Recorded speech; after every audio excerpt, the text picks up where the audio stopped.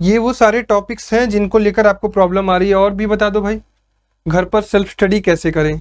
Self study, backlog वाली बात लिखी तो उसमें चलो ठीक है, सेल्फ स्टडी की बात कर लेते हैं। यही प्रॉब्लम आ रही है ना आपको सीएचएस की प्रिपरेशन में, ठीक है। लगभग सारे, सर आप जो बोलते हैं वो नहीं आ रहा है, मतलब ठीक है, लगभग सारे डाउट मैंने लिख दिए हैं क्या? लगभग सारे डाउट। टेस्ट में बहुत कम मार्क्स आया है, टेस्ट में बहुत कम मार्क्स आया है, ठीक है। अब ध्यान से मेरी बात सुनना, ठीक है, अब ध्यान से मेरी बात सुनना। मैं स्क्रीन पर जितने टॉपिक लिया हूं, अभी मैं कोई चैट नहीं पढ़ूंगा, ठीक है।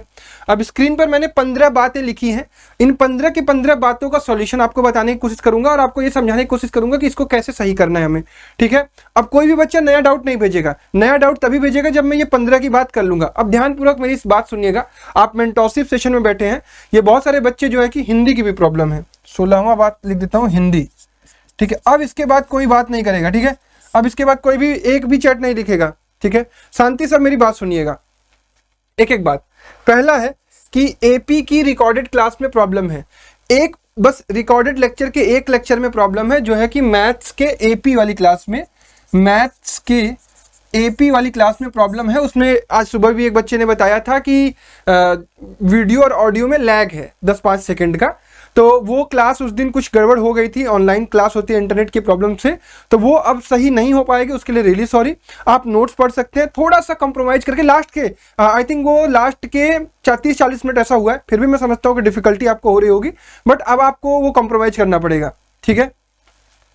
दूसरी चीज है कि मैथ्स के क्वेश्चन के टेस्ट में रॉन्ग है, ठीक है, ये बात आई है। अब देखो हम लोग पेपर बनाते हैं, अलग अलग किताबों से बनाते हैं पेपर, और आपका आंसर की उन्हीं किताबों का इस्तेमाल करते हैं, हो सकता है कि वो आंसर की गलत हो। तो अभी मैं आज क्या करूंगा, मैं इसका सॉल्यूशन अपलोड कर दूंगा, सॉल्यूशन अपलोड कर दूंगा, और अगर कोई गलती होगी टेस्ट में तो उसको सही भी कर दूंगा, ताकि जो बच्चे बाद में अटेम्प्ट करें उनको कोई प्रॉब्लम ना हो, ठीक है। आपको प्रॉब्लम हुई है, हमसे गलती हुई है, उसके लिए हम क्षमा चाहते हैं, फिर भी मैं इसको करेक्ट करने की कोशिश करूंगा, ठीक है। दूसरी चीज क्लियर है।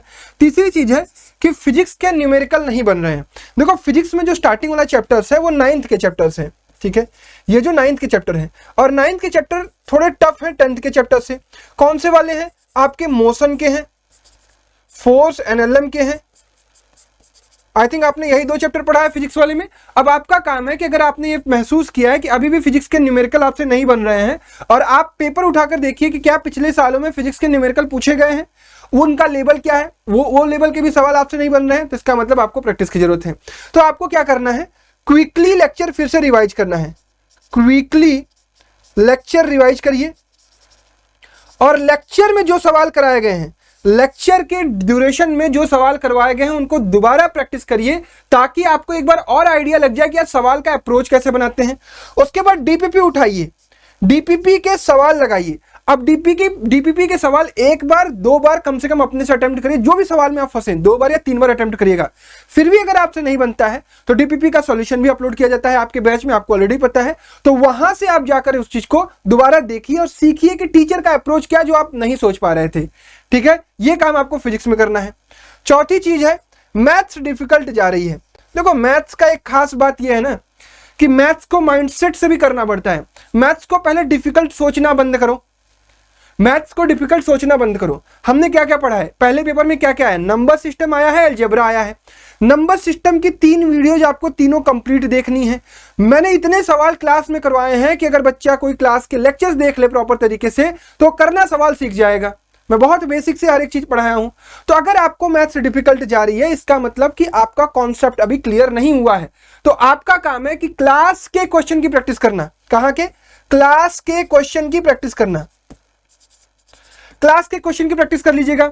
फिर उसके बाद आप क्या करिएगा, डीपीपी के सवाल लगाइएगा। मेरे भाई डीपीपी में मैंने 50 से 60 सवाल डाले हैं हर चैप्टर में, और अगर कोई बच्चा डीपीपी के 50 से 60 सवाल अगर लगा ले तो मैं कहता हूं कि वो चैप्टर उसका पूरा एकदम बेहतरीन तैयार हो जाएगा, और मुझे उम्मीद है कि उससे बाहर एक सवाल नहीं आएगा।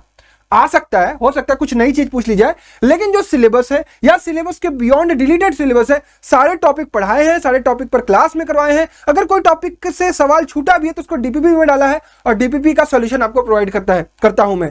शुरू के 4 चैप्टर का मैंने वीडियो सॉल्यूशन प्रोवाइड किया है, 5वें चैप्टर एपी का मैंने पीडीएफ सॉल्यूशन प्रोवाइड किया है। जैसे मेरे पास टाइम की अवेलेबिलिटी होती है वैसा मैं करता हूं, ठीक है। बहुत बढ़िया। जो डीपीपी के सवाल आपसे सॉल्व नहीं हो पाए हैं मेरे भाई, आप जाकर सॉल्यूशन देखिए ना उसका। अब आपने अटेम्प्ट कर लिया ना, तो अब आपको सॉल्यूशन देखकर सीखना है, ठीक है। पांचवी चीज की इंग्लिश की क्लास में दिक्कत आ रही है। देखो इंग्लिश की क्लास जो हम लोग रिकॉर्डेड अपलोड कर रहे हैं उसमें अभी बेसिक पढ़ाया जा रहा है। आई थिंक अभी 3 लेक्चर अपलोड हुआ है, नाउन, प्रोनाउन और वर्ब अपलोड हुआ है, तो अभी बेसिक पढ़ाया जा रहा है। ये पार्ट्स ऑफ स्पीच है, इसको एक एक करके धीरे धीरे अपलोड कर दिया जाएगा। देखो इंग्लिश में की खास, इंग्लिश और हिंदी को लेकर तुम ना माइंडसेट क्लियर करो। इंग्लिश और हिंदी को लेकर माइंडसेट क्लियर करो। इंग्लिश और हिंदी का मैं तुम्हें फुल सिलेबस का पेपर करा रहा हूं। अभी तक मैंने सिलेबस की वीडियो पूरी अपलोड नहीं की, फिर भी मैं आपसे फुल सिलेबस करा रहा हूं। क्यों? क्योंकि हिंदी और इंग्लिश ऐसी चीज है कि आपको इसके लिए बहुत ढंग से प्रिपेयर करने की जरूरत नहीं है, एक बार रिकॉल करने की जरूरत है। और एग्जाम में मैक्सिमम बच्चे अप्रोच जो है माइंडसेट से करते हैं उसको कि हाँ यार ये चीजें थोड़ी सी ग्रामर की इस तरीके से करेक्टली बैठ रही, मैं ये सवाल कर लूंगा। अब हम इतना टाइम ज्यादा डिवोट नहीं कर सकते उसके लिए कि हम इंग्लिश की प्रॉपर तरीके से क्लासेस करें, घंटा घंटा बैठ कर, हिंदी की प्रॉपर तरीके से घंटा घंटा क्लासेस बैठ कर करें, क्योंकि हमारे लिए जो हमारा कोर सब्जेक्ट है वो टफ है। जैसे अगर मैं बात करूं मैथ्स और बायो स्ट्रीम के लिए, तो उनके core subject math, physics, chemistry, bio, physics, chemistry, ये टफ चीजें हैं, उन पर हमें ज्यादा जोर देना है। और आप हमारा कंटेंट उठाकर देखो, मैथ, फिजिक्स, केमिस्ट्री या बायो, फिजिक्स, केमिस्ट्री के कहीं पर कोई कमी नहीं हम प्रोवाइड कर रहे हैं। चाहे हम क्लासेस की बात करें, चाहे डीपीपी के सॉल्यूशन की बात करें, चाहे अपनी डीपीपी की बात करें, प्रीवियस ईयर क्वेश्चन की बात करें, आपको हर एक चीज प्रोवाइड कर रहे हैं। सोशल साइंस जो आर्ट्स और कॉमर्स का बहुत इंपॉर्टेंट फैक्टर है, उसके लिए मैं आपको क्या रिकमेंड करता हूं कि आप हमारे लेक्चर देखिए, और लेक्चर के बाद आपको लाइव प्रैक्टिस सेशन कराया जाता है। 30 से 35 40 सवाल क्लास में करवाए जाते हैं और उसके साथ पीवाईक्यूज करवाए जाते हैं, ताकि आपका वो कोर कॉन्सेप्ट एकदम क्लियर हो जाए। और मैं बार बार कहता हूं, जिसको जिसको सोशल देना है, जिसको जिसको कॉमर्स और आर्ट्स है, मेरे भाई आप जाकर एनसीईआरटी की रीडिंग लाइन बाय लाइन करते चलिएगा। जो चैप्टर कंप्लीट हो उसकी एनसीईआरटी की रीडिंग करते चलिएगा। इकोनॉमिक्स पूरी कंप्लीट हो गई है, इकोनॉमिक्स एक तरफ हो चुका है, कॉमर्स का 15 नंबर का डिपार्टमेंट कंप्लीट हो चुका है। और आपके एसएसटी वाले जो बच्चे हैं, जो आर्ट्स वाले बच्चे, उनका भी 15 नंबर का डिपार्टमेंट हो चुका है। अब कॉमर्स वाले बच्चों को हिस्ट्री का सिलेबस पढ़ाया जाना शुरू हो चुका है। हिस्ट्री में आपसे 5 नंबर पूछा जाएगा, लेकिन आर्ट्स वाले बच्चों का 15 नंबर का हिस्ट्री पूछा जाएगा। पहला chapter nationalism in Europe complete हो चुका है, जिससे 5 सवाल आएगा आर्ट्स के पेपर में।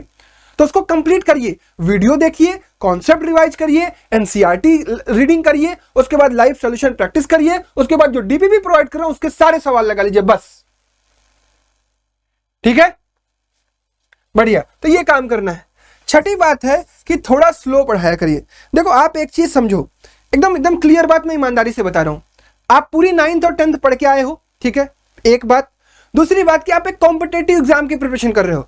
तीसरी बात कि उस कॉम्पिटेटिव एग्जाम की प्रिपरेशन आपने कब शुरू की है? 16 मार्च को शुरू की है। कुछ बच्चे 20 मार्च को, कुछ बच्चे 22 मार्च को, कुछ बच्चे 26 मार्च को कर रहे हैं। उनके पास टाइम कितना है? 1 महीना। 1 महीना में हमें सिलेबस कितना पढ़ना है? 2 साल का सिलेबस पढ़ना है। सिलेबस तो ये ना, 9th का पूरा, 10th का पूरा, और कहीं कहीं तो 11th की चीजें पूछी जा रही हैं। तो अब बताओ, 2 साल का सिलेबस मुझे आपको रिवाइज करवाना है, मुझे आपसे एक भी कॉन्सेप्ट छोड़ना नहीं है, मुझे आपका एक भी टॉपिक छोड़ना नहीं है, तो मुझे थोड़ा स्पीड तो रखना पड़ेगा ना मेरा भाई। और ये लेक्चर तो रिकॉर्डेड आपको मिल जाता है ना। अगर कोई कॉन्सेप्ट क्लास में नहीं समझ में आया, दोबारा वीडियो देखिए, दोबारा उस कॉन्सेप्ट को समझिए और दोबारा आगे करिए काम। ठीक है, समझ में आ रही है बात? ये चीज आपको करना है आपको, ठीक है। तो स्पीड का थोड़ा ये रखो। 7वीं चीज है कि भैया सेल्फ स्टडी नहीं हो पा रही है मेरे भाई। सेल्फ स्टडी वाली जो बात है मैंने आपको ऑलरेडी बताई हुई है कि जिसको जिसको सेल्फ स्टडी में प्रॉब्लम आ रही है ना, आप कर क्या रहे हो मुझे ये बताओ। आप स्कूल जा रहे हो? आप स्कूल जा रहे हो? नहीं ना जा रहे हो। जब अगर आप स्कूल नहीं जा रहे हो तो आपको लेक्चर कितना देखना है? अगर एक मैथ स्ट्रीम का बच्चा है तो उसको डेली 4 घंटे लाइव लेक्चर देखना पड़ रहा है, और अगर मान लो वो 1 घंटा मिलाकर हिंदी प्लस इंग्लिश के लेक्चर देख रहा है तो वो 5 घंटा की स्टडी कर रहा है ऑनलाइन, 5 आवर ऑनलाइन पढ़ रहा है। अब बच्चा 5 आवर ऑनलाइन के बाद क्या अपने से आप 4 घंटे और नहीं निकाल सकते हो सेल्फ स्टडी के लिए? अगर आप 8 घंटे 9 घंटे नहीं खींचोगे, देखो अगर आपको आता है तो आप बैच ही नहीं लेते। अगर आपको चीजें कॉन्सेप्ट क्लियर था 9th और 10th का तो आप बैच नहीं लेते, आपको सिर्फ प्रैक्टिस करने की जरूरत है। लेकिन अगर आपको कॉन्सेप्ट रिवीजन करने को मिल रहा है, प्रॉपर तरीके से पढ़ाया जा रहा है, तो मेरे भाई उसके बाद आपको सवाल घर पर बैठ के लगाना पड़ेगा। किसका? 2 घंटा जो लेक्चर 1 चला है, 2 घंटा जो 1 लेक्चर चला है, इसकी लाइव इसकी प्रैक्टिस करिए भाई घर पर। 4 घंटे की सेल्फ स्टडी अगर आप नहीं निकाल रहे हो तो आप अपना नुकसान कर रहे हो मेरे भाई। ठीक है, मैथ स्ट्रीम की बात करूं चाहे बायो स्ट्रीम की बात करूं, दोनों ही क्लासेस की हम 4 घंटे की लाइव चलाते हैं। अब अगर मैं बात करूं आर्ट्स और कॉमर्स की, आर्ट्स और कॉमर्स की, तो आर्ट्स वाले बच्चों की तो 2 ही घंटे की लाइव चलती है, 1 घंटे या 2 घंटे की लाइव चलती है, या 1 घंटे या 2 घंटे का आपको रिकॉर्डेड लेक्चर देखना होता है जिस दिन थ्योरी पढ़नी होती है। कॉमर्स वाले बच्चों की 2 घंटे मैथ चल रही है और 1 घंटे एसएसटी चल रही है, 1 घंटे या 2 घंटे एसएसटी चल रही है। तो इसके बाद इनको कम से कम 3 से 4 घंटा इनको निकालना है सेल्फ स्टडी के लिए, और इनको निकालना है 4 घंटा सेल्फ स्टडी के लिए। ठीक है, ये काम आपको करना पड़ेगा। अब आप चाहे जैसे करो, आपको मैं विश्वास दिलाता हूं कि कई बच्चे अच्छा एक चीज और ध्यान रखना है, टेस्ट हमेशा ईमानदारी से देना, टेस्ट हमेशा ईमानदारी से देना, क्योंकि टेस्ट का सही नंबर आपको सही इवेल्युएट कराता है कि आपको और कितने मेहनत की जरूरत है। ठीक है, पहले टेस्ट में कुछ गलतियां मुझसे भी हुई हैं, पेपर को अपलोड करने में थोड़ी प्रॉब्लम आई है, ठीक है, बट आई विल ट्राई कि आगे से ये ना हो, ये मेरी जिम्मेदारी है और इस गलती के लिए मैं माफी आपसे मांगता हूं। ठीक है, क्लियर है सेल्फ स्टडी वाली बात। तो सेल्फ स्टडी में क्या करें, सेल्फ स्टडी में मेरे भाई आपको डीपीपी मिलती है, डीपीपी प्रैक्टिस करिए। सेल्फ स्टडी को मैंने बड़ी अच्छे तरीके से बताया है। देखो सेल्फ स्टडी करने का तरीका क्या होता है, अगर मैं आपकी जगह होता तो सेल्फ स्टडी कैसे करता। मेरी सपोज 2 घंटे की एपी की क्लास आज चल गई, ठीक है, एपी की क्लास लाइव मैंने ले ली, ठीक है, मैंने सपोज 12 से 2 PM तक सर के साथ पढ़ लिया, ठीक है। अब ध्यान सुनना, इसी चीज को आप किसी में भी अप्लाई कर सकते हो। 12 से 2 मैंने सर के साथ क्लास ले लिया, 2 से 4 में ब्रेक ले लिया, रेस्ट कर लिया, क्योंकि भाई अभी क्लास लिया हूं, रेस्ट कर लिया।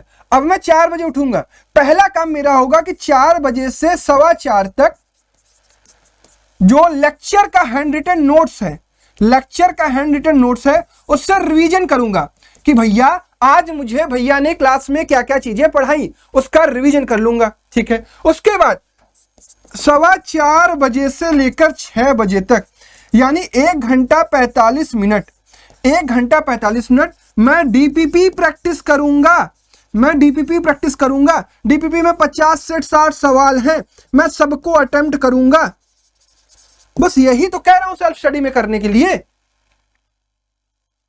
ठीक है, बढ़िया, ये काम आपको करना है। चलो क्लियर हो गई इतनी बातें। अब कौन सी बात है, 8वीं बात जीके की। देखो जीके के तुम लोग ना बहुत गलत आदमी हो, तुम लोग जीके को क्लियरली समझ नहीं पाते हो।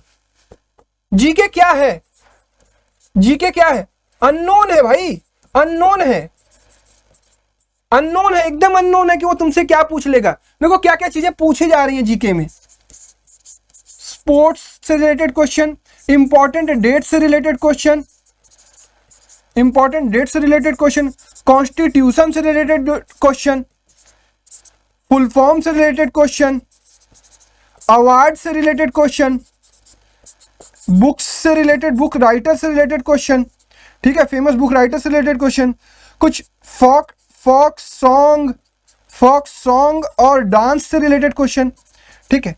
अब जीके पूरा एकदम वो है, समुद्र है, कुछ भी उठाकर पूछा जा सकता है। हाँ, आपको ये करना है कि यार आप रिलैक्स रहो, आप थोड़ा बहुत न्यूज़पेपर पढ़ते हो, आप थोड़ा इंटरनेट यूज करते हो। अभी जैसे मान लो ईरान इजराइल और ये जो अमेरिका वाला युद्ध हो रहा है, इस पर कोई बात अगर आपसे पूछ ली गई, हल्की फुल्की पूछ ली गई, तो आपको समझ में आ जाएगा कि भाई वेस्ट एशिया में कौन कौन से देश हैं, या वो जो है होते हैं कि अरब कंट्री जो होती है उनका नाम पूछ लिया गया कि इनमें से कौन से अरब कंट्री में, पाकिस्तान का डाल दिया, क्या पाकिस्तान है, नहीं है। तो इस तरीके का जनरल सवाल आपसे पूछा जाएगा, वो आप कितना भी तैयार कर लो, आप भूल जाओगे, आपको पता भी नहीं चलेगा। हम कोशिश कर रहे हैं, जैसे कॉन्स्टिट्यूशन एक इंपॉर्टेंट चीज था, इसका मैंने वीडियो आपको प्रोवाइड कर दिया, उसकी एक बार रीडिंग कर लेना। अब 5 नंबर का जीके आता है मैथ्स की स्ट्रीम में, मैथ्स के स्ट्रीम में 5 नंबर का आता है, बायो के स्ट्रीम में 5 नंबर का आता है, आर्ट्स के स्ट्रीम में, और 10 नंबर का आता है कॉमर्स के स्ट्रीम में। अब मेरे भाई ये बताओ, इसके लिए 100 में से, इसके लिए क्या मैं आपको कहूं कि 4-4 घंटे आप पढ़ो या जाओ ये लुसेंट पूरी रटो? नहीं ना यार, स्ट्रेटजी अपनी क्लियर होनी चाहिए ना कि हमें कितना टाइम किसको डिवोट करना है। अगर कोई बच्चा बिना पढ़े जीके का पेपर दे, बिना पढ़े जीके का सवाल लगाए एग्जाम में, 5 में से 2 से 3 सही करके आएगा। आपने आज पेपर दिया होगा, कोई टॉपिक आपको पढ़वाया गया था क्या, 5 में से 2-3 सवाल सही ही हुए होंगे ना। हमें उतना ही टारगेट करना है, हमें 5 में 5 भाई पढ़ने के लिए मुझे पूरी जान नहीं लगानी है, ठीक है, क्लियर। एक एक बात को क्लियर करते हुए चल रहा हूं। 9वीं बात, टेस्ट से डर लग रहा है, टेस्ट से डर लगता है, मैं मानता हूं कि आप बच्चे हो, अभी आप इस कंपटीशन के एनवायरनमेंट में आए नहीं हो, लेकिन कंपटीशन का एनवायरनमेंट ही ऐसा है, आपको इतने टेस्ट करवा दिए जाएंगे ना कि आप सोचोगे कि भाई हम पढ़ रहे हैं कि टेस्ट दे रहे हैं।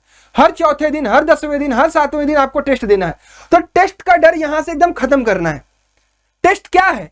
टेस्ट का मतलब है कि भैया हमने जो हफ्ते भर पढ़ा है, हमने 2 हफ्ते चीजें पढ़ी है, उसको देखें तो कि हमें कितनी चीजें याद है, और उसी के बहाने कम से कम आप पूरा रिवीजन तो करोगे। तो टेस्ट को लेकर डर निकालना है। जैसे ही आप डर निकालोगे आपका अटेम्प्ट बढ़िया हो जाएगा। और एक बात और गांठ बांध के रख लेना अपने पास, कई सारे ऐसे बच्चे होते हैं जो टेस्ट अच्छे से नहीं देते हैं, जिनको उनका खामियाजा अपने एग्जाम डे को भुगतना पड़ता है, उनके लिए उस दिन वो नई चीज हो जाती है। तो टेस्ट देना तो भाई देखो इंपॉर्टेंट है। क्लियर है? तो टेस्ट से डरो वरो मत, नॉर्मल सा टेस्ट करवाता हूं मेरे भाई, जो सीएचएस का पैटर्न उस पर टेस्ट करवा रहा हूं, आराम से बैठ के दो, तुम्हें थोड़ी थोड़ी चीजें सीखने को मिलेंगी, अपनी गलतियां पता चलेगी, और क्या भूल रहे हो, क्या चीजें याद नहीं है, क्या चीजें प्रैक्टिस की कमी है, वो रिकॉल हो जाएगा, फिर उसका काम करोगे। एनालिसिस जरूर किया करो टेस्ट के बाद। बायो में टॉपिक में प्रॉब्लम है यार, बायो की मैम तो इतना ज्यादा डिटेल में आपको पढ़ाती हैं, तब भी टॉपिक में प्रॉब्लम आ रही है, फिर भी बायो की मैम आपकी हेल्प कर दिया करेंगी। क्लास में मैं उनको बोल दूंगा, कुछ डाउट होगा तो उनको बच्चों का ले लीजिएगा, और साथ ही साथ अगर किसी टॉपिक में प्रॉब्लम है तो उस वीडियो को एक बार दोबारा देख लिया करो, उस टॉपिक को। ठीक है? 11वां सवाल, रिवीजन करने का तरीका। देखो, रिवीजन का करने का बहुत यूनिक तरीका नहीं होता है। जैसे एकदम सिंपल सी कहानी है कि कल मेरा टेस्ट है, ठीक है, कल मेरा टेस्ट है, तो आज मैंने पूरे हफ्ते भर या जो सिलेबस पूछा जा रहा है उसको एक बार क्विकली रिवाइज करूंगा।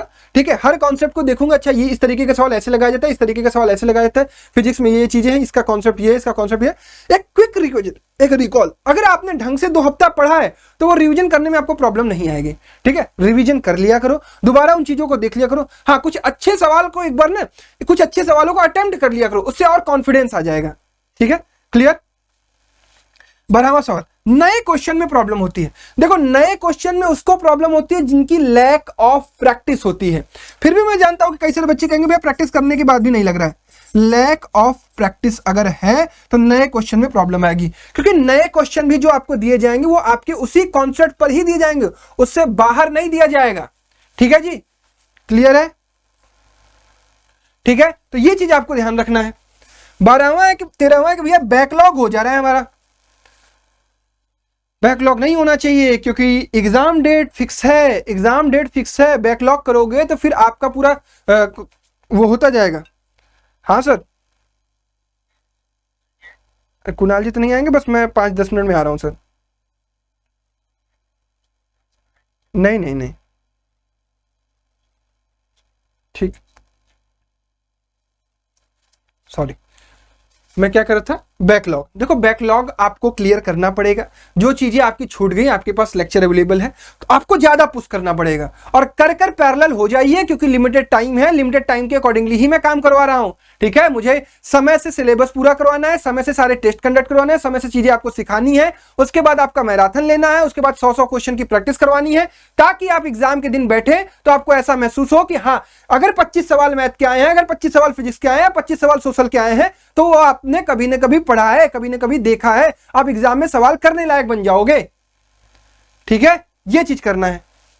14वां चीज है कि टाइम मैनेजमेंट नहीं हो पा रहा है एग्जाम के ड्यूरेशन में।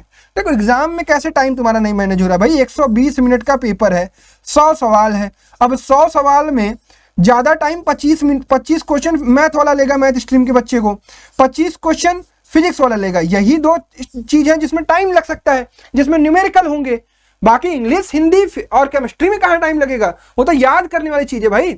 अगर मुझे कोई इंग्लिश हिंदी का 20 सवाल दे दे, या जीके के साथ 25 सवाल दे दे, और मुझे आता रहेगा, तो उस 25 सवाल को तो मैं 10 मिनट में कर दूंगा, 12 मिनट में कर दूंगा। फिर बच गया ना मेरे पास टाइम फिजिक्स के लिए और मैथ के लिए और केमिस्ट्री के लिए, या फिर बायो के लिए या मैथ के लिए या केमिस्ट्री के लिए। ठीक है, बायो, फिजिक्स, केमिस्ट्री के लिए। सर, क्वेश्चन के लैंग्वेज समझने में प्रॉब्लम होती है।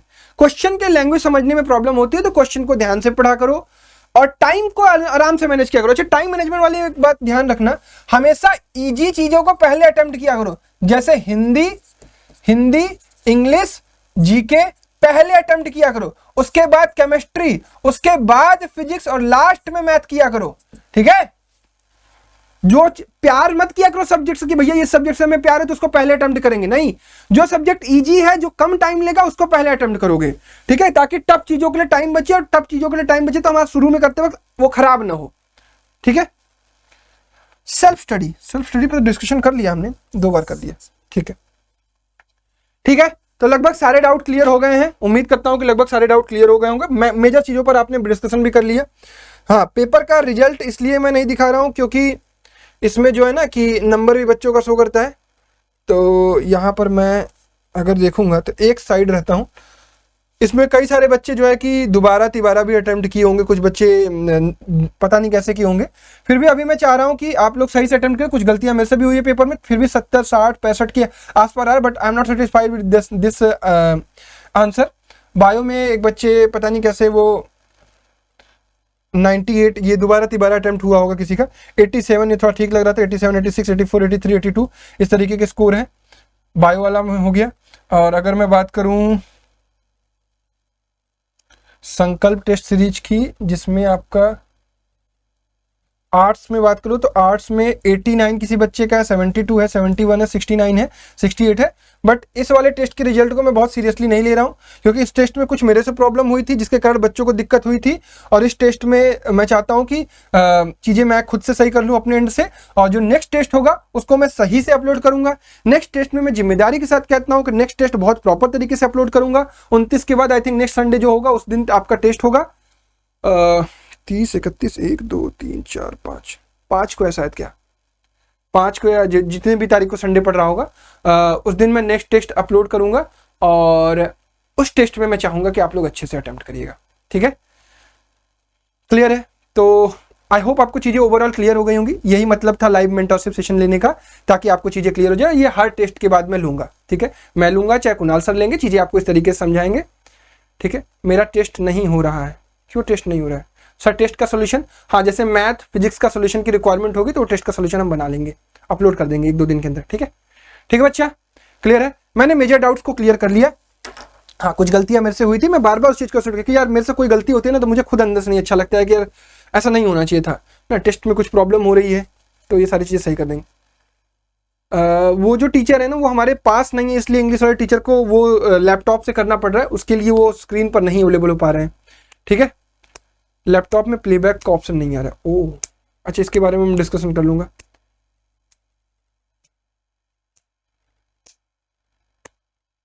वो टॉप 10 का नाम इसलिए रिवील नहीं कर रहा हूं ना कि टॉप 10 में जो है कि अभी भी मेरे को प्रॉब्लम है कि यार इस तरीके की चीज। नेक्स्ट टेस्ट जो होगा ना, सेकंड टेस्ट मैं बहुत बेहतरीन बनाऊंगा, उसमें कोशिश करूंगा कि मेरे तरफ से कोई गलती ना हो। मैं मंडे से ही अपने टेस्ट पर लग जाऊंगा, बढ़िया टेस्ट बनाएंगे हम लोग आपके लिए, और मंडे वाले टेस्ट को मैं प्रॉपर तरीके से रिजल्ट लेके आऊंगा, यूट्यूब पर भी बताऊंगा कि ये है हमारे वो बेस्ट बच्चे जो सीएचएस के लिए प्रिपेयर कर रहे हैं, और ये वो बच्चे हैं जो कमजोर हैं। इसलिए मैंने अभी तक नंबर के अकॉर्डिंगली कोई एनालिसिस इस वीडियो में नहीं किए। यहां पर मैंने आपके जनरल डाउट पर डिस्कशन किया कि 2 हफ्ते आपने पढ़ाई की है, क्या क्या प्रॉब्लम आ रही है, उसको कैसे कैसे टैकल करना है। जो मेरा दूसरा टेस्ट होगा ना, पार्ट टेस्ट 2, उसको सीरियस वे में दीजिएगा सारे बच्चे। उसमें मैं प्रॉपर एनालिसिस करूंगा और प्रॉपर बताऊंगा कि जिसके नंबर कम आ रहे हैं उनको क्या करना है, जिसके नंबर ज्यादा आ रहा है उनको और इंप्रूवमेंट कैसे करना है, और किसको सेटिस्फाइड होना है अपने नंबर से, ठीक है। बस ये ध्यान दिया करिए कि ईमानदारी से टेस्ट दिया करिए और रिवीजन करके टेस्ट दिया करिए, ठीक है। चलो, तो चीजें यहीं पर समाप्त करते हैं आज का मेंटरशिप सेशन। धन्यवाद जुड़ने के लिए। Bye bye everyone, love you all and Jai Hind.